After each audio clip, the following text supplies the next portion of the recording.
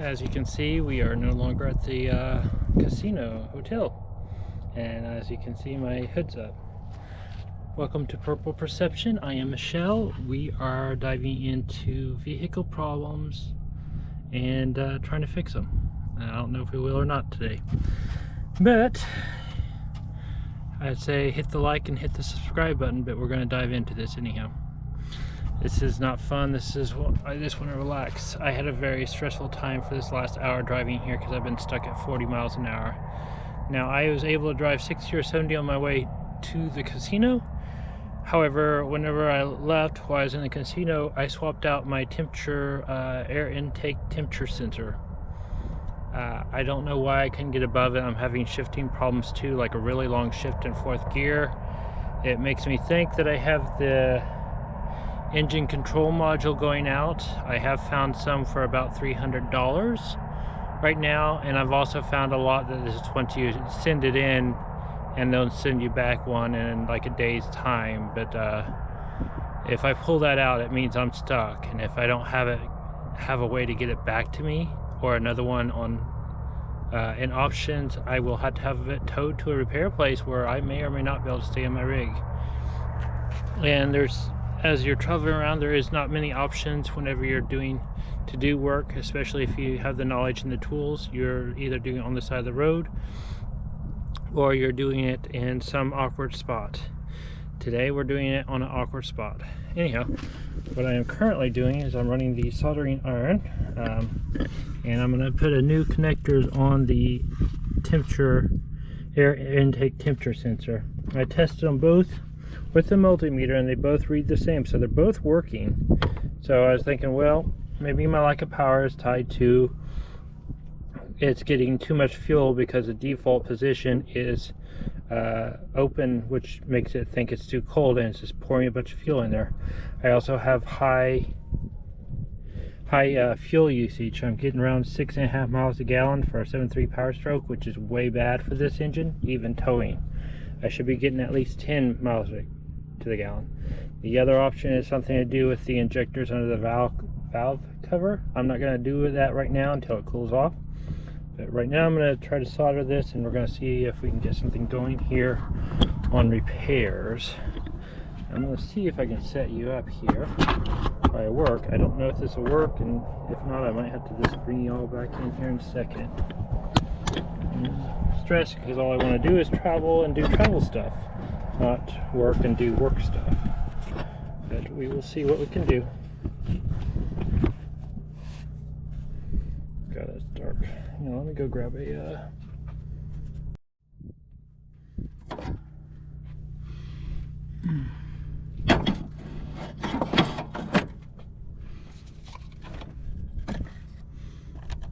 all right.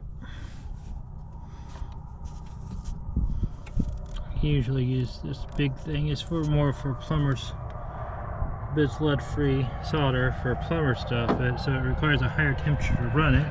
I tend to use it for the soldering wire so it doesn't seem to corrode. I've been using this solder for a while now.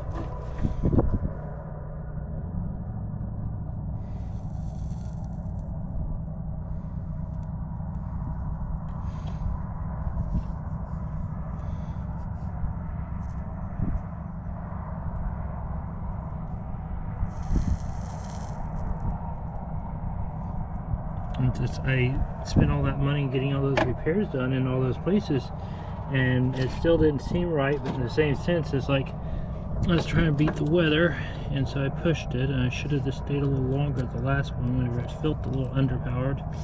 It's like, you know what, it might just be all in my head, but it's not, because I still can't get that fast. And then I've been driving this whole way, and so I'm in California now, and I'm not supposed to go over 55 when towing.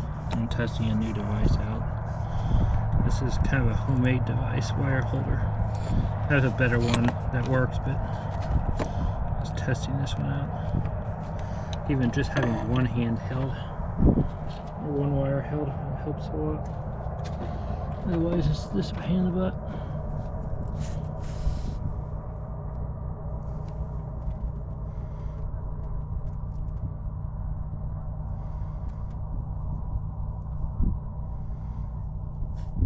Anyhow, I went with the 7.3 Power Stroke because everyone said it was the best engine to have, best one to get. It would easy to work on, wonderful engine, all the great reviews. What's funny is the 8.2 liter Detroit diesel that I had was the worst rated engine in it. Never actually failed me other than a small electrical starter problem, which wasn't a big deal.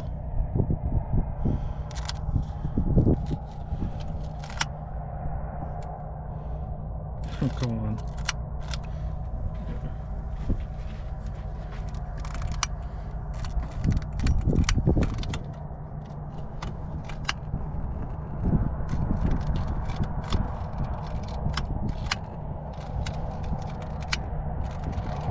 Well, that stupid one picked up faster.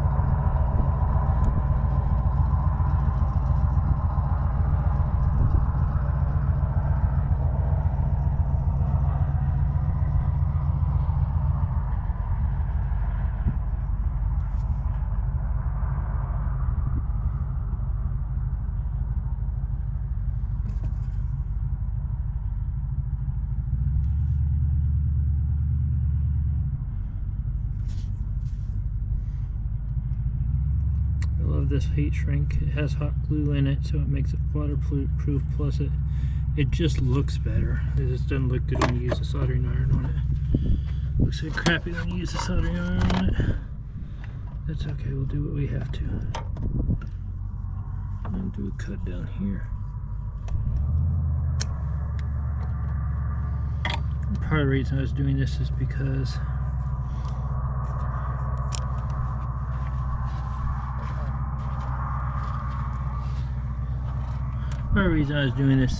I just don't know if the connector's not making good connection, and it seems like it could be a cold agent. It also could be something on the valve thing. So it's like I'm just ruling out stuff. I'm going to replace the IPR sensor tomorrow. Or not IPR sensor, God. Cam position sensor tomorrow, and then we're going to go for a test drive because I just found out that I don't have any water for tonight, and I should have enough for a whole tank for some reason. I think I'm parked downhill right now. So I'm trying to get this done. I'm trying not to worry. Working on life worrying. I have stress issues and sometimes I'll overwork myself. So let's just try to do this here. At least we got the solar issue taken care of. We don't have solar problems, power problems now anymore. That's a nice thing. This might be out of shot for you all. At least I can get it done. Now where's my new, there it is. I'd like to make a better setup for this. Can you all see this? Can you see this? I don't know if you even can see this one. Not really, you're in a shadow. Hang on. Just got going.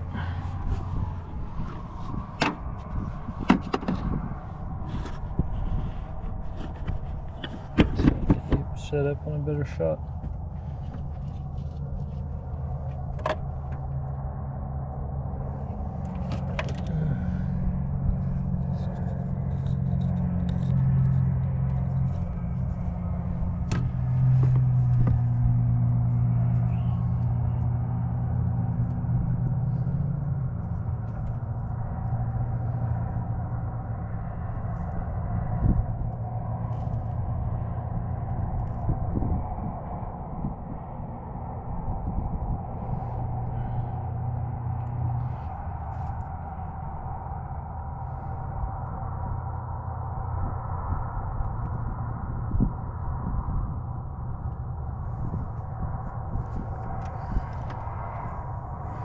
Not the perfect shot though.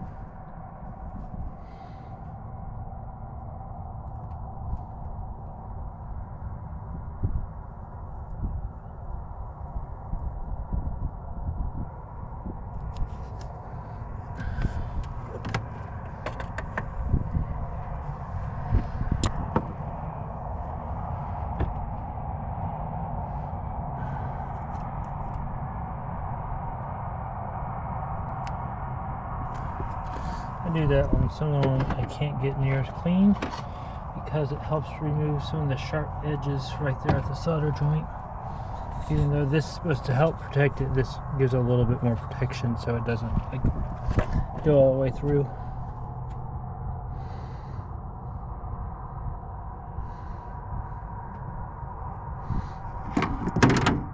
And I use heat shrink if I can. I try to melt it right on top of the wire and then work my way out. That way if there's any excess hot glue on the in there, it'll push it out.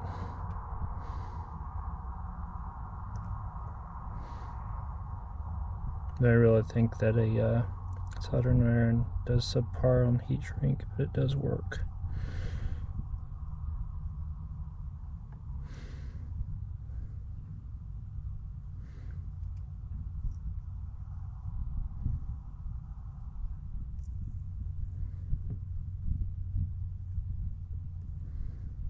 I'm going to try to stagger all my connections, so when I do stagger them like that, it gives them, even if they do break through, they won't short out with the other one.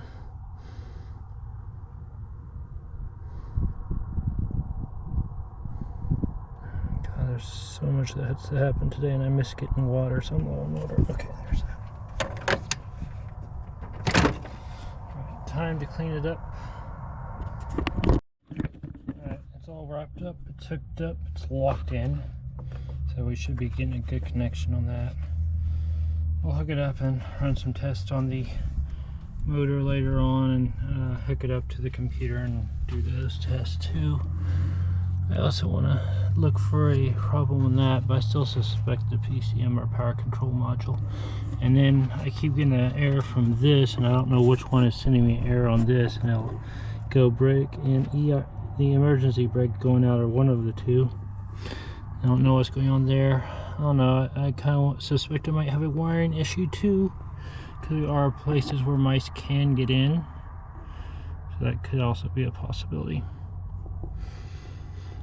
Otherwise, I want to pull that valve cover off and run it and see if it shoots any oil out anywhere of where it's not supposed to, and that's the other thought of issues that I might be having. I don't really want to do that here, but I will if I have to, because I might have to. So we'll see. Oh, what's that wire go to? That's interesting. Look at that. Why is that on there? It's so loose. Maybe that's why that one thing keeps yelling at me every now and again. It sure is loose on there.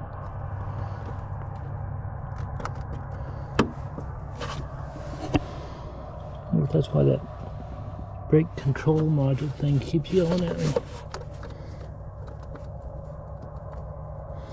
Golly, that's really loose.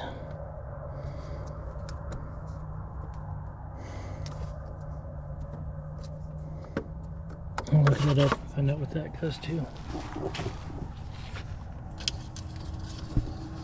So I don't think that one should be that loose either. Maybe that's broken.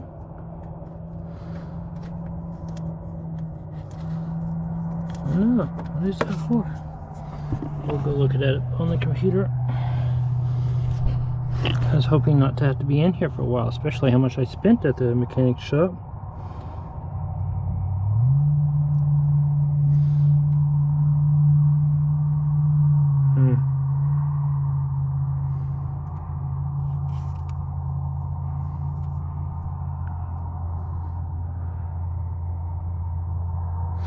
Yeah, we'll figure it out eventually. If not, we'll be on the side of the road dead. Alright, I don't know where we left off yesterday, but when we was driving up here, we had a massive lack of power. We could only do 40 going uphill, and it maxed out, and it's like there's something going on. And it's annoying because I've spent all that money in a mechanic shop coming out here, and I still have power problems. So I usually, whenever I have an initial problem, the best way is to go back to the most recent thing that you have worked on, which I replaced the inlet or air temperature sensor, the intake air temperature sensor. I can't think of the term of it right now.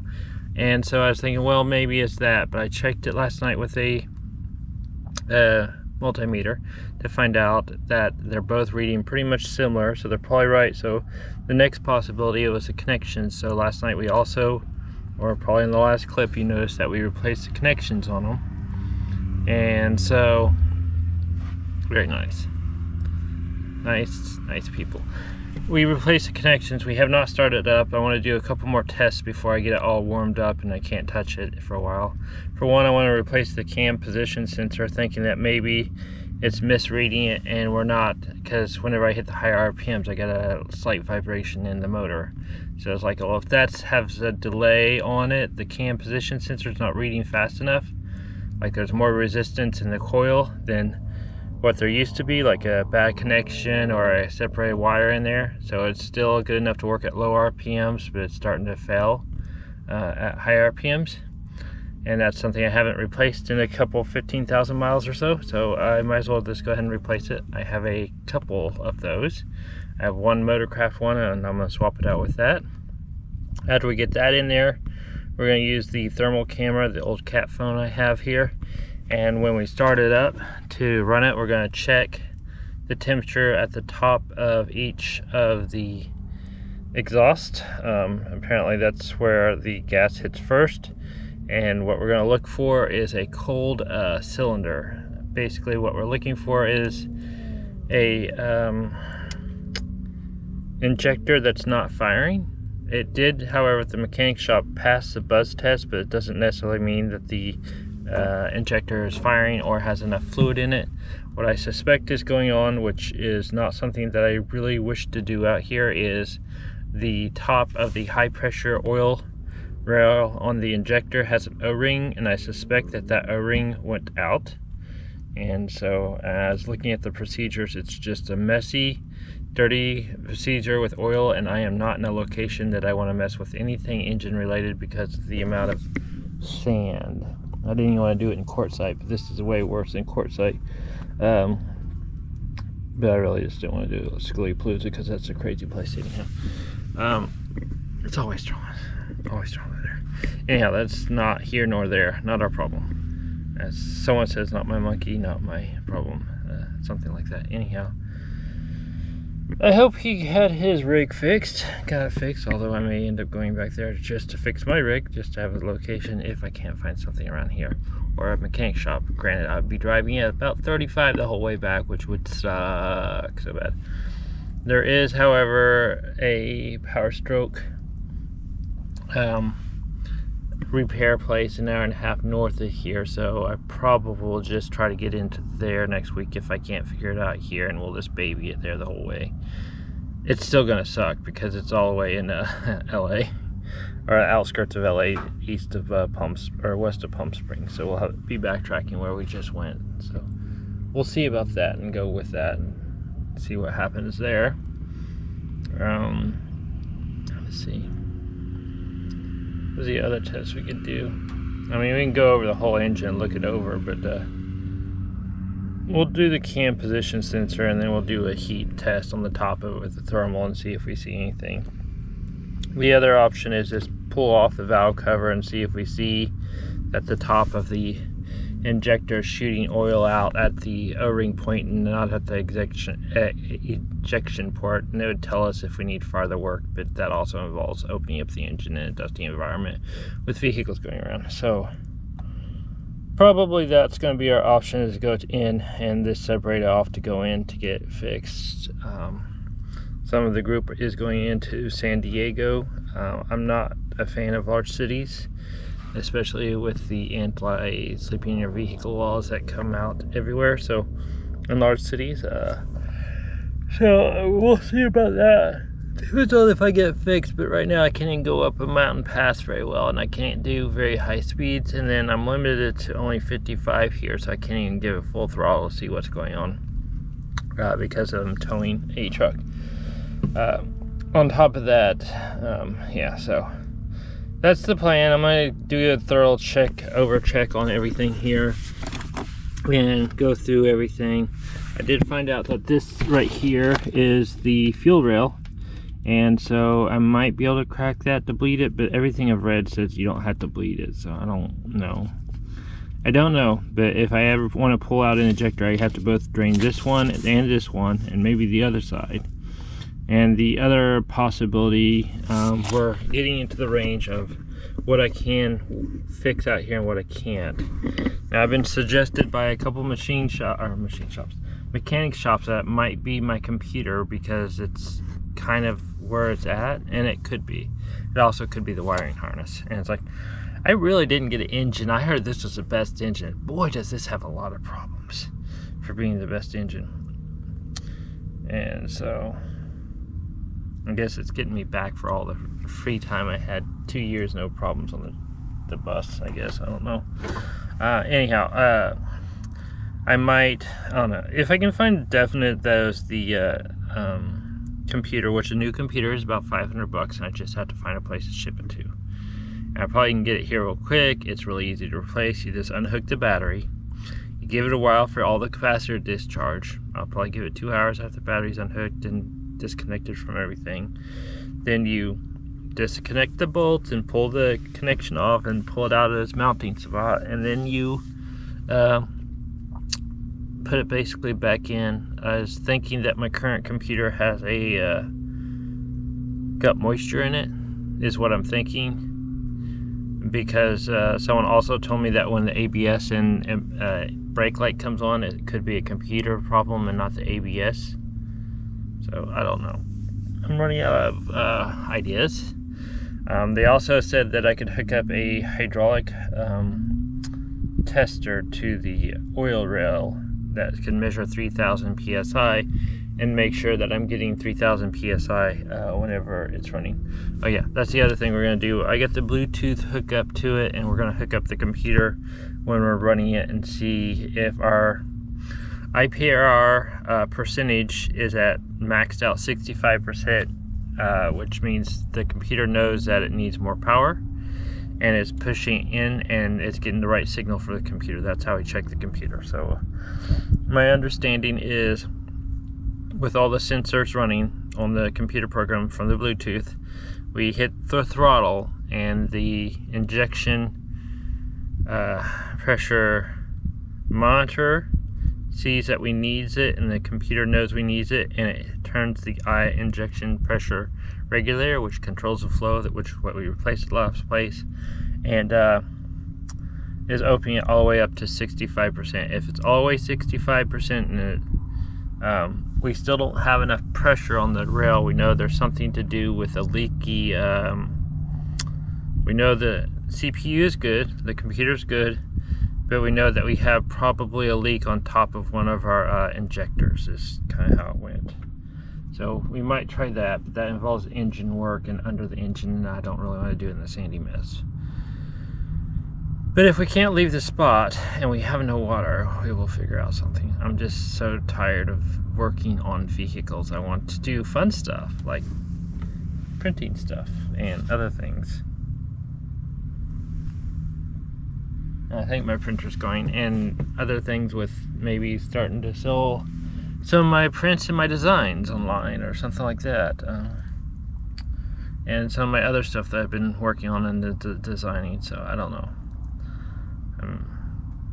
I'm doing that on the background. So anyhow, let's get started, and we'll do the cam position sensor first, and then we'll get everything set up for running a test run with it and seeing how it does and checking the cylinder tempers.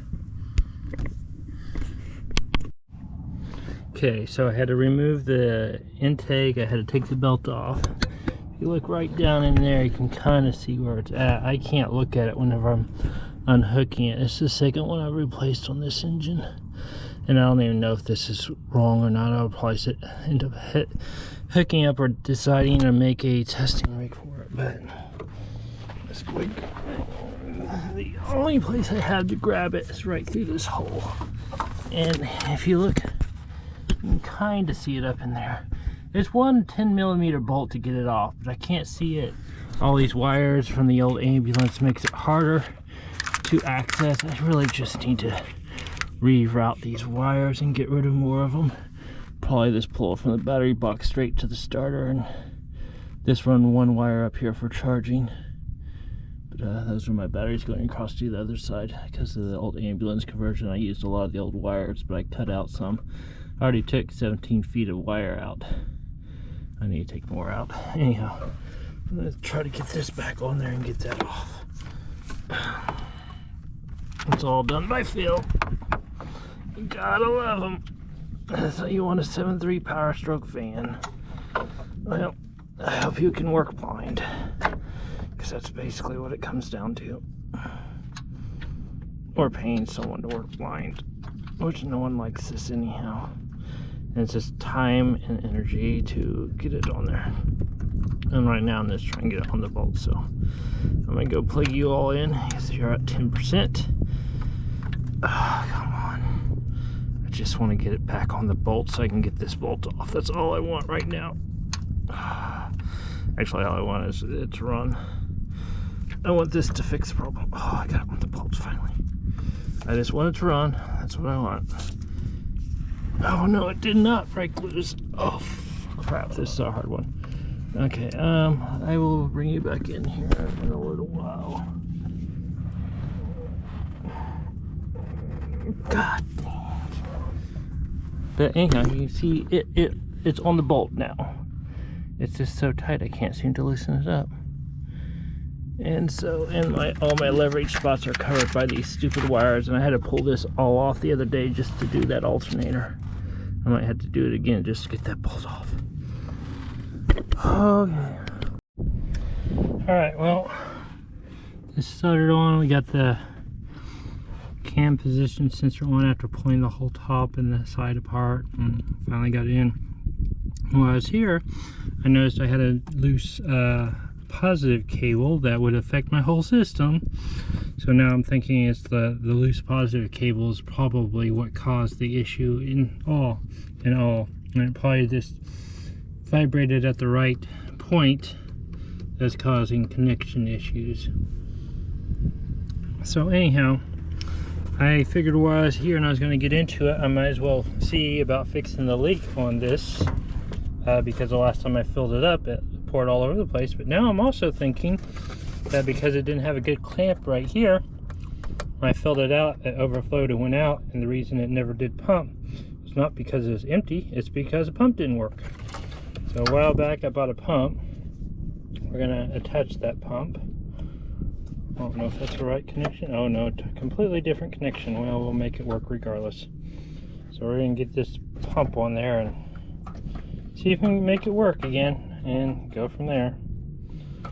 I am very tired today and I don't know why. Well, it's probably because I didn't sleep the other day and it's finally catching up to me.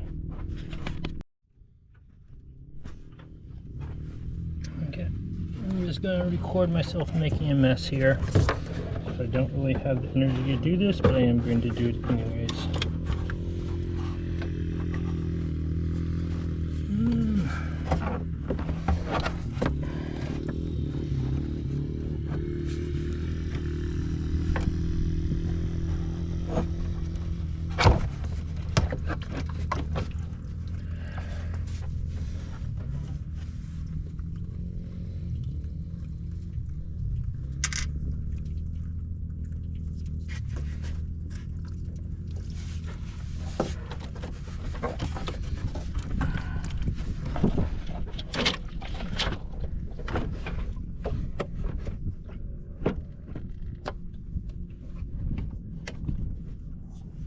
Ew.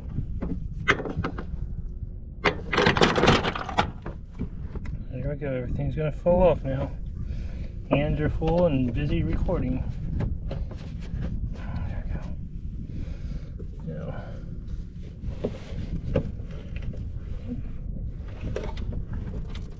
might just be some nasty stuff in the water. There goes something else. Ow!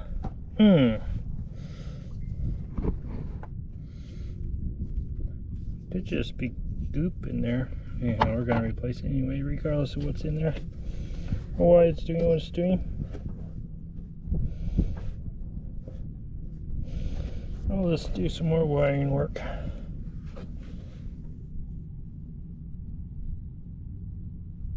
Well, there shouldn't be anything growing, but it looks like something was growing in there, so who knows. I don't have the water right now to clean it out, so I'll flush it out later. Maybe we'll back flush it. Who knows. Anyhow, I dropped all my solder connections down in there earlier when I was working. Among all the many other things I have dropped down in there in the past. I figure it's time to grab that stuff.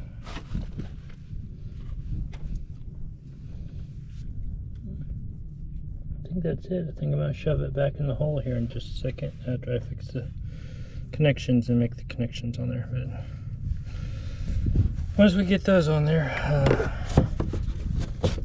I will have to find that connector.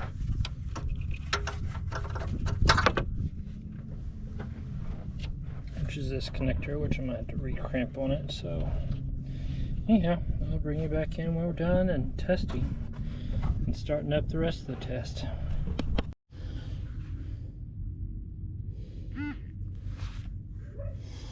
I did enjoy my cat phone whenever I bought it. I still do enjoy my cat phone. I might look out. I don't know if there's enough there to run that temperature gauge here, but I might just mount it right there just so I have it right there. For right now, it's going to hang down there. It's going to take a second to reboot up. And so as soon as that's on, we'll start it up and we'll do the test and run it.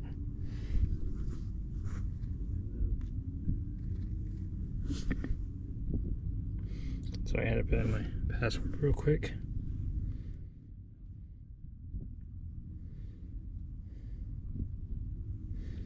My flare device.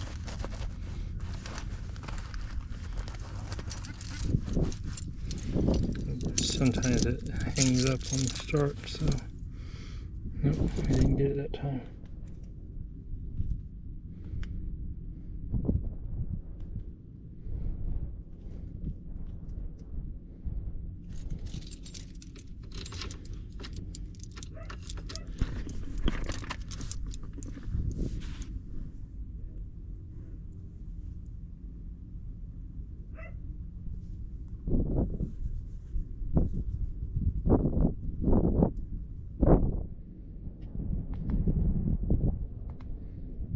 There it was. It finally came up.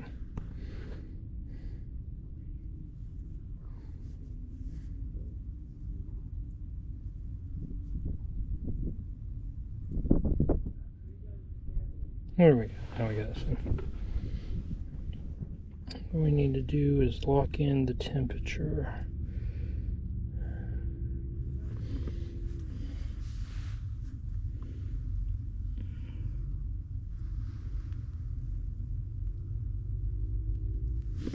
It's going to be harder than I think it is. Alright, let's see. Where's my image? It should show me guest outline of it. Mode. I want video. This is part of it.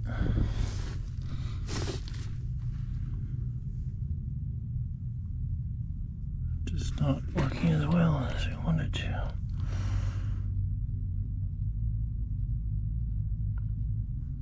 Okay.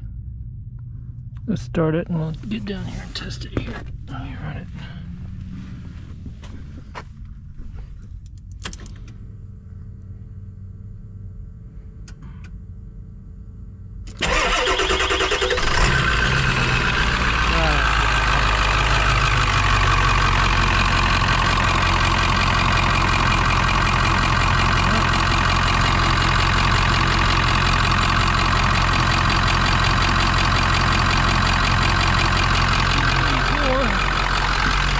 Get over and put the other side of the brake.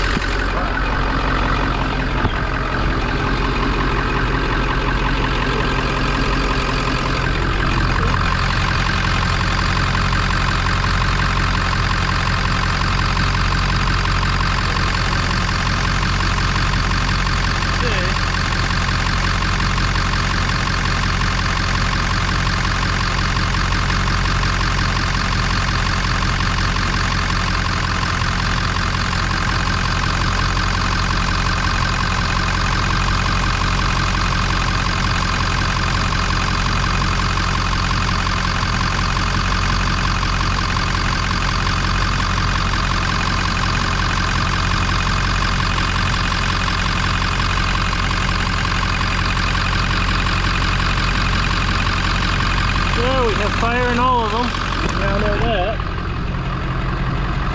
So there goes my theory of thinking we don't have enough exhaust pressure. It's amazing how much noise this thing takes out of it.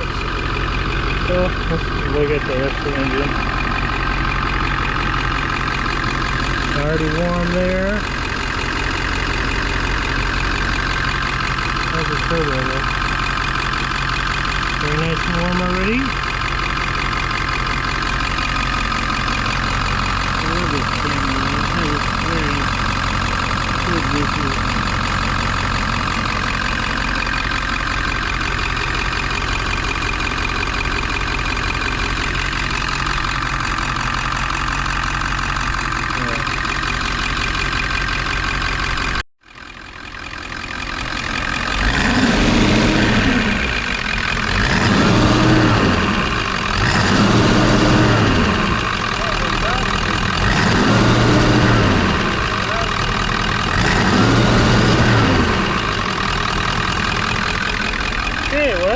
We're going to pull that apart. Let me show this.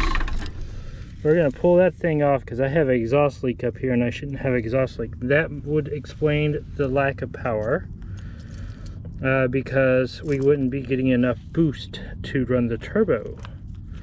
And I got to kill this phone. So that's what we're going to pull off. We had the guy do work. He said he fixed the exhaust leak, but that doesn't look fixed. So we'll just get in there. Maybe it rattles itself loose. Alright, well, more work. I don't know if it cut out on me, but we got the thing off. You can kind of see where the exhaust leak is happening right now. It shouldn't be happening, but it is. So I don't know if it hasn't been tightened up or if we just need it. I definitely know I need a new clamp here. Looking at the way that one's holding together right now. Why does it look like it's... That's soot on that side. Why is there soot on soot on that side? Why is there soot right here? We're gonna look around a little, make sure they didn't... I don't know. Trying to keep everything positive. No one really screwed anything up, I'm sure. They did the job right. I don't have to come back and redo something. No, it's just something else. They did have the exhaust off last time. So let's see.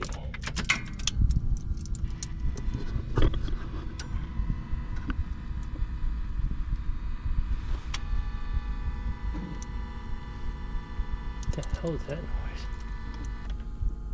Why is the radio on?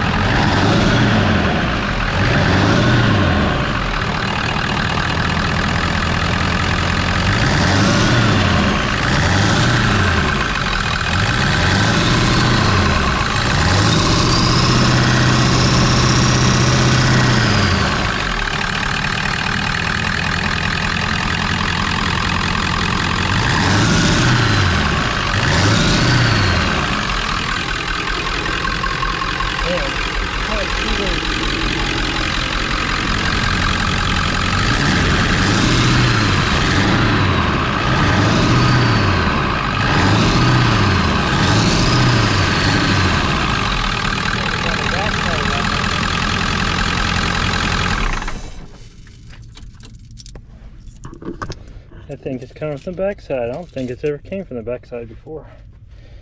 Alright, I'm going to take this off and see if I can fix this thing and get it tightened up. I mean, and do it there too, because I'm pretty sure it's something's going on right there also. We'll see if we can get that clamp fixed. Gosh darn it. Alright, so I don't know how much I can record this, but I got it two exhaust leaks on here fixed. This was on backwards. It has to go that way, otherwise it will not clamp all the way down. So I was losing boost here going into the turbo. This one's still leaking. I got a new one on order. There's a leak here. I couldn't get it to seal. I'm going to look up and see if they have a new thing. I did, however, bleed the fuel rails. I bled here. I got a little bit of fuel and air bubbles out of it. Same thing on this side, and now it's running a lot better. So maybe we got it. And yeah, maybe it just had air in the lines, and that's what we've been fighting this whole time with boost leak. I also went ahead and cleaned up the top of the motor because there's oil on top of the motor from the Oklahoma place, I'm pretty sure. But if it shows up again, we'll just keep an eye on it. I went ahead and popped off the boot on the intake of the turbo. Turbo spins freely, so I know that's working. We'll do a test drive tomorrow and see, but I think we got it. I think we did just a bunch of little stuff, maybe. We'll see. Good morning, good morning. It's early morning. It's like 7 a.m. I'm gonna do a test drive on this, see if we get the problem fixed. And then I'm gonna go dump my trash and find a place to get water, wherever that is. And then we're gonna do the steering box on the truck because I think they don't really care too much if I do it here. So that's what we're going to do. I'm like tired. I am tired. I got allergies today and it's bright. And my sunglasses have gone missing. Anyhow, a little bit more progress on cleaning up in here. The biggest task today and during the day, we're going to clean the crud and the trash out of here. Because I haven't been good at throwing it away, because when you're traveling, you got limited trash storage and limited time to do everything. And I've been running into a time constraint, and I've been doing a lot of designs on stuff, but I haven't been doing a lot of the normal chores that I normally do. So that's probably after that sometime. I have about 5 things, and I do the one I want to do the most, or avoid the one I want to do the least. Although I know it needs to do, so I need a little anxiety to push myself to do it. But also I want to get that bike tire fixed so I can ride around here on the bicycle. And then also get the truck fixed so I can drive it around too, and it turns whenever I'm going to. But mainly get rid of that play in the steering wheel, which would be nice. And that is steering wheel play, not dirty-minded people thing. Anyhow, very pretty here.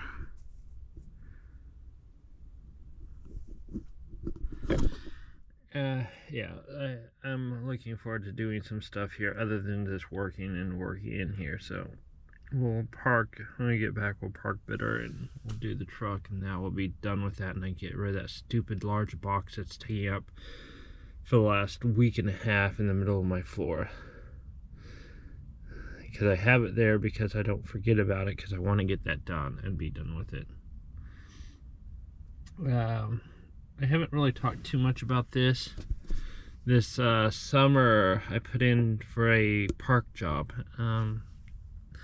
working at a as a camp host, and so there could be about 4 months that I'm not posting. I don't know what the internet situation is there, but we will see. Mainly just to get me a better savings built up, and I like camping, I like traveling, I like being out in nature, I like being around travel people for the most part. So I think that I'm gonna try to keep doing it if I like the camp hosting job.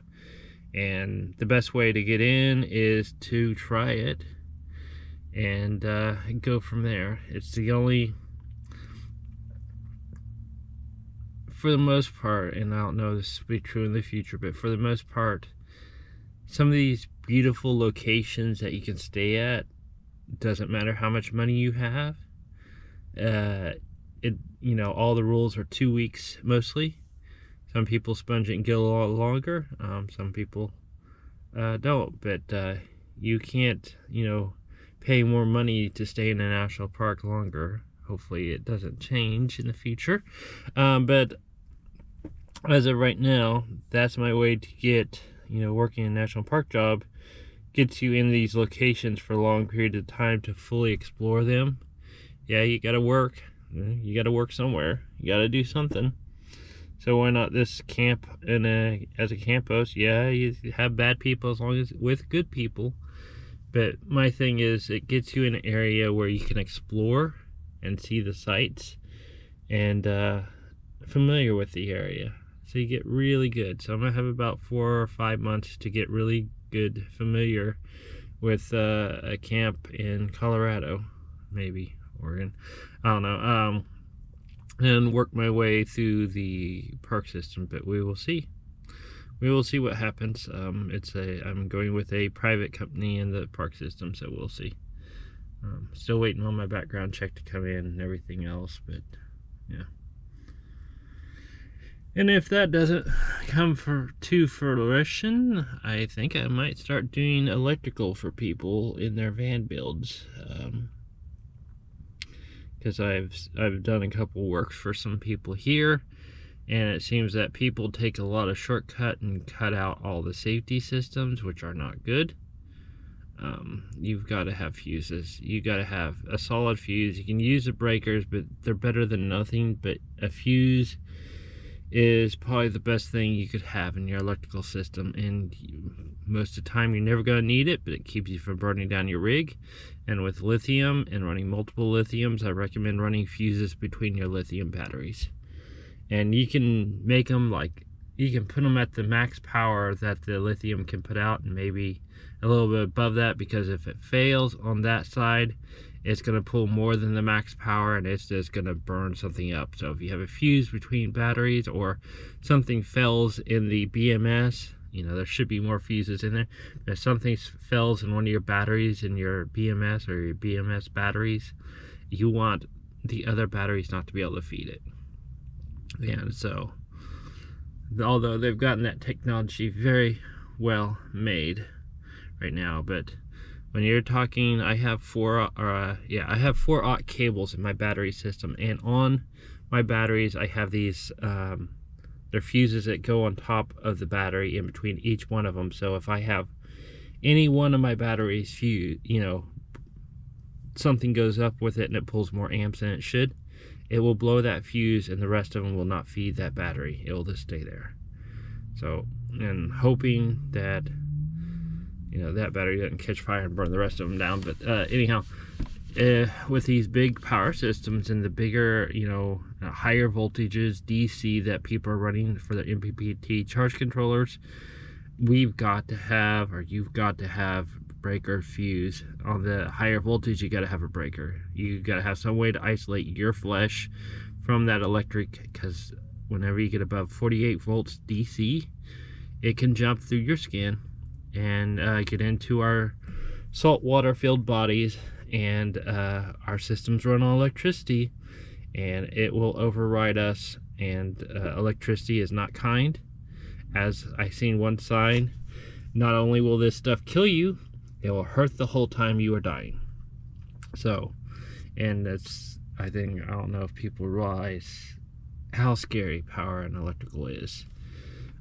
If it's done right, you can be fine. I don't have anything above, I think I stop at 42 volts in my electrical system for my solar coming in. I'd rather run them all parallel. 42 volts is enough to get the voltage high enough to even get power going into it early on. And so that's where I stick it at. High voltage DC scares the crap out of me. There's a valid reason. And so, yeah, I don't mess with high voltage DC. But it is the cheap way to get high amperage or high wattage ran down a long distance. That's why they use them as solar arrays. They'll use up to 100. Well, actually, I don't even know what they use in the big commercial solar arrays, but I know they use high enough voltage that if one of those fail, you're better off just to sit and let it burn, because it's throwing arcs at least 2 feet long in DC voltage. You're just gonna let it burn till the sun goes down, because that's really the only way to stop it. Well, I mean, imagine they could throw a cover over one cell and slow it down if they're all running series. Because if you're running series on solar, and I'm not sure if you know this or don't know this, but if you're running series on solar, if you block one of those cells or one of those panels, your whole bank is out. That's why I run parallel, so if I block one of those panels or one of those cells or one of the panels, I still have other ones that aren't blocked that are still putting out amperage. Also, on the update of my solar system, I replaced them all a while back. I had 1200 watts of Renogy Eclipse, and then there's also mixed with Renogy 100 watt panels. There's both 100 watt panels. The voltage were different. I would never get over at the most 900 watts during a day, but I'd never see it on the gauge. So I replaced it with some Santan Solar 550 watt solar panels. I put 3 of them up there. I'm running a Victron controller. I am overrating the solar coming in.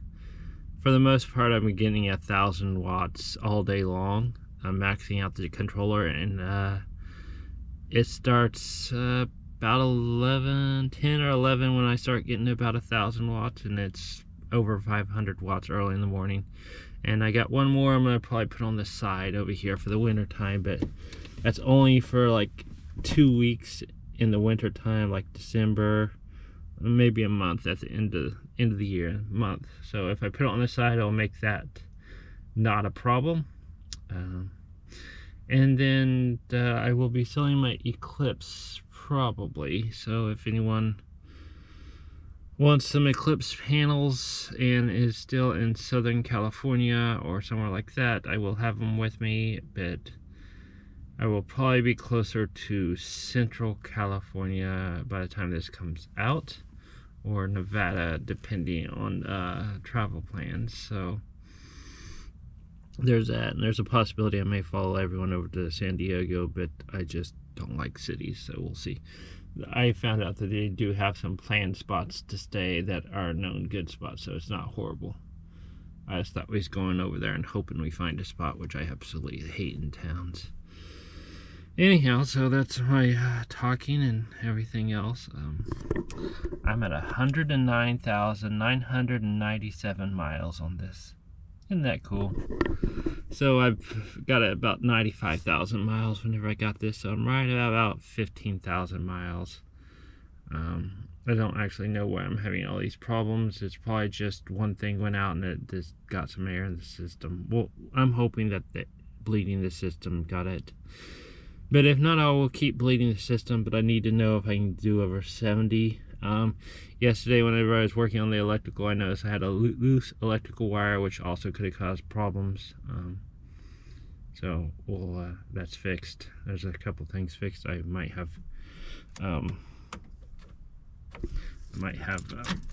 windshield washer fluid. No fluid. Okay, so I probably need the pump. I probably need a fuse on the pump, and I probably will forget about that between now and later until I edit this fuse video, and I will go fix it, and I will drop it in there in about 2 weeks worth of videos away. Anyhow, I'm recording more than I'm editing right now because I have so much stuff, and that's part of the reason my videos are spaced out. Partly I'm trying to space them out for while I'm working, because I don't think I will be able to edit or put up videos while I'm working, and or emergency situations. But let's hope this fixes my vehicle problems. I'm tired of it. I'm tired of spending money. I do have a nice transmission. It is nice to have a new transmission, but yeah, I'm just okay, let's just get this test done. Well, that didn't go as well as planned.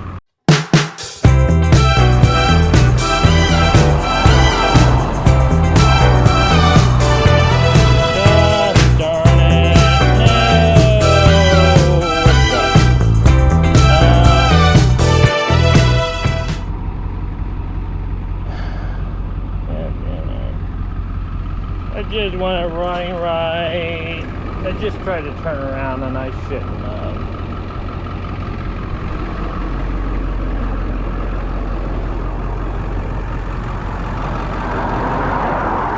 Okay, I don't know.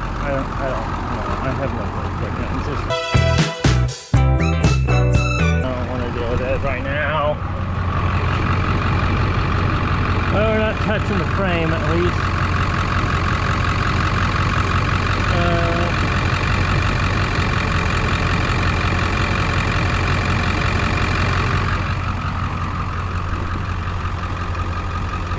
Okay, well, I guess jack it up. I should have brought a spare board with me.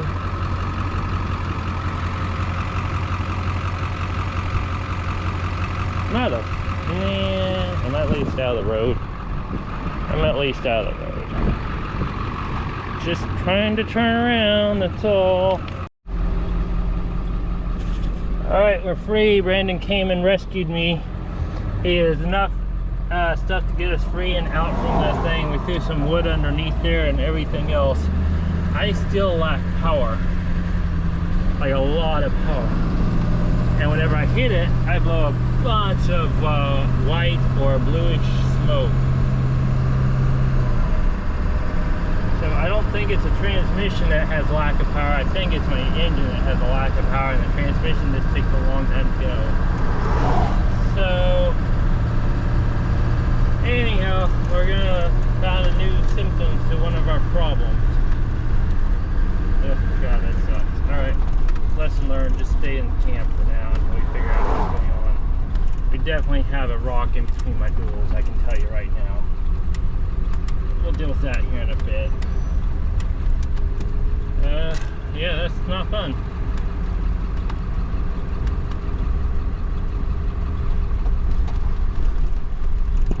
Okay, back to camp we go. Let's not experience that again. Yeah, well. Alright. Okay, I want you to hear something. And see if you all can hear what I can hear.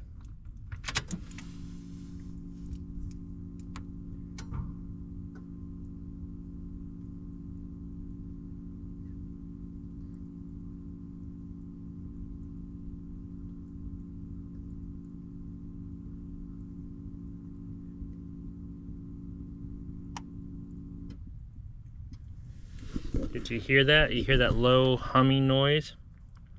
It took 18 seconds for it to go away. That low humming noise was my fuel pump on my fuel rail, and I was looking up the white smoke and it says something to do with fuel pressure.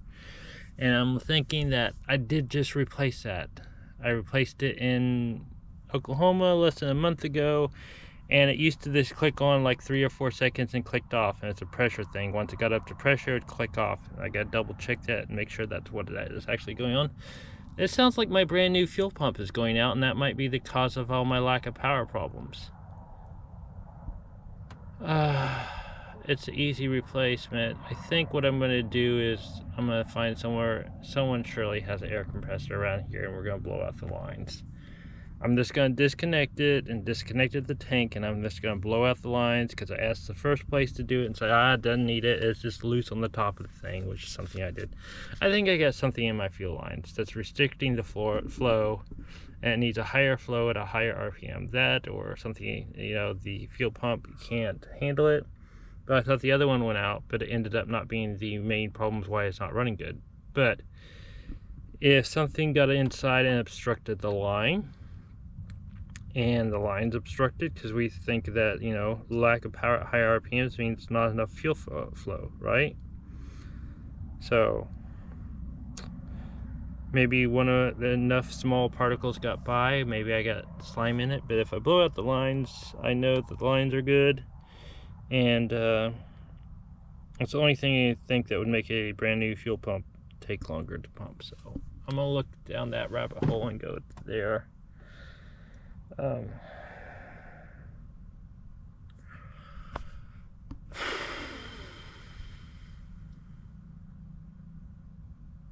gonna see how quick it should, because like the trucks only runs 2 or 3 to 5 seconds at the most, pumping up the fuel pressure, and it starts fine. It just idles. It idles okay, but it misses and acts like it's starving at mid to high RPMs, so lack of power. I mean, yeah, and white smoke, which is kind of where we're at.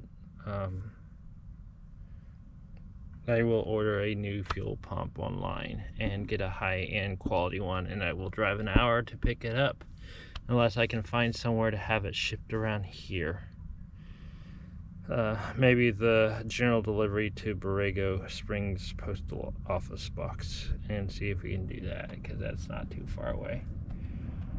But I am here for 2 weeks at least. Okay, we're taking a break from the project. I'm going to get some editing done and cut up there, because it'll make me feel better, and then I'm probably going to clean this up. So I'm cycling back to what I initially had when I first left. I had lack of power and some other issues running. I'm pretty sure it's the same problem. It's not getting addressed with the sensors and everything else. It's probably, I mean, it could be there's something in the fuel thing. I'll pop the fuel thing open and check it out, but more likely it's the O-ring. I stumbled back on this 2 or 3 times on it. What it does is it runs great when on start out, and then when you get mid to high RPM, it cuts out and it has lack of power, and it acts like it's not getting enough fuel. And researching on it, it's something to do with the injector. It could be the high pressure oil pump, and I know I've probably repeated this a couple times, but more likely it is an O-ring on the top of the thing, and we haven't done the pressure test yet to make sure that's the issue. And the vibration is probably due to an ejector not firing and causing imbalance in the load, because there's an imbalance there. So this is a thing I didn't really want to do out here because it's dirty and nasty, and so I will probably have to baby it into a repair shop and get it done in a repair shop. But basically what needs to be happened is, for that one test, and if not the test, the valve covers need to be removed, and it need to be looked around the top of the